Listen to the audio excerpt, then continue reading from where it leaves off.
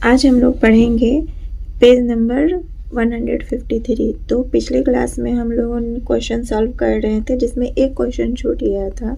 तो वह क्वेश्चन है जो एक बड़ी मछली का भार 1/2 किलोग्राम है। तो 1/2 किलोग्राम को हम लोग जानते हैं जो आधा भी कहते हैं, और एक छोटी मछली का भार 1/4 किलोग्राम है।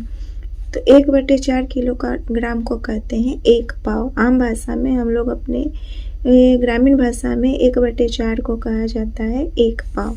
दोनों का सम्मिलित वजन कितना किलोग्राम है, मतलब दोनों को अगर आधा को और 1 पाव को मिला दिया जाए तो दोनों का मिलाकर कितना वजन होगा। तो आप दोनों को मिलाकर होगा 3/4। जब हम लोग एक आधा को और 1 पाव को जोड़ देते हैं तो जानते हैं जो 3 पाव होता है, तो 3 पाव को लिखते हैं किलोग्राम में लिखते हैं 3/4, मतलब 3/4 को हम लोग 3 पाव भी कहा जाता है। अब है आगे कह रहा है किताब में जो अतीत से ज्ञान, मतलब अतीत में होता है हमारा बीता हुआ समय। तो इसमें कह रहा है पहले के समय में भिन्न शब्द का प्रयोग और नामकरण भारत के प्राचीन काल से होता आ रहा है। ऋग्वेद में भिन्न को 3/4 को त्रिपद कहा गया है, मतलब 3/4 को जो यहाँ पर मेरा आंसर आया उसको त्रिपद कहा गया है।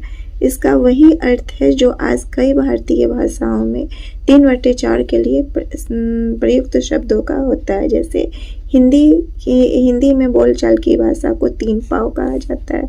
तमिल में इसी 3 पाव को मुक्काल कहा जाता है। वास्तव में भिन्न के लिए जो शब्द हम आज अनेक भारतीय भाषाओं का प्रयोग करते हैं वह प्राचीन समय से ही प्रचलित है।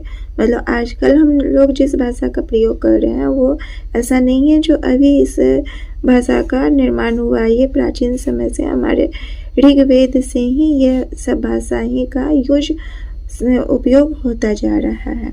अब आप लोगों को कह रहा है जो आपके घर, नगर या राज्य में विभिन्न भाषाओं में भिन्न के लिए उपयोग होने वाले शब्दों को खोजिए। मतलब आप जिस राज्य में रहते हैं, जिस नगर में रहते हैं, जिस परिवेश में रहते हैं, वहाँ के अड़ोस पड़ोस से, अपने शिक्षकों से, अपने माता पिता से, अपने दोस्तों से इन सब बातों पर चर्चा कीजिए। जो 1/1 और आधा को क्या कहा जाता है, 3/4 को क्या कहा जाता है, 1/4 को क्या कहा जाता है, 2/4 को क्या कहा जाता है, और 2 और आधा को क्या कहा जाता है, और उसको कह रहा है जो यहाँ पर लिखिए।